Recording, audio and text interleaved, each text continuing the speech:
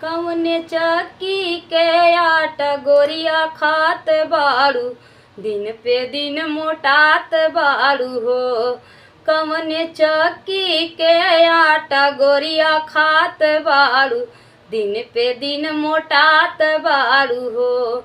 हमरे बाबा के बोलाई द हमके नैहर पहुँचाई द, हमरे बाबा के बोलाई द हमके नैहर पहुँचाई द।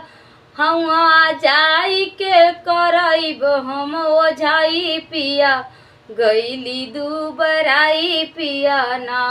उहवा जाई के कराइब हम ओझाई पिया, गईली दुबराई पिया ना। कवने चक्की के आटा गोरिया खात बाड़ू, दिन पे दिन मोटात बाड़ू हो। कवने चक्की के आटा गोरिया खात बाड़ू, दिन पे दिन मोटात बाड़ू हो। हमरे चाचा के बोलाई द हमके नैहर पहुँचाई द, हमरे चाचा के बोलाई द हमके नैहर पहुँचाई द। उहाँ जाई के कराइब हम ओझाई पिया, गईली दुबराई पिया ना। उहाँ जाई के कराइब हम ओझाई पिया, गईली दुबराई पिया ना। कवने चक्की के आटा धनिया खात बाड़ू, दिन पे दिन मोटात बाड़ू हो।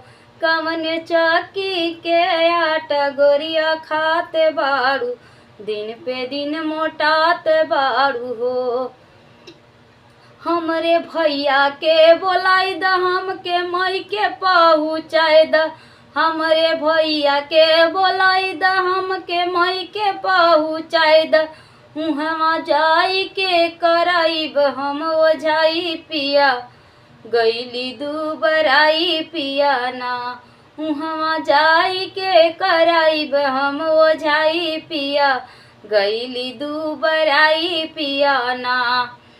कवने चक्की के आटा गोरिया खात बाड़ू, दिन पे दिन मोटात बाड़ू हो।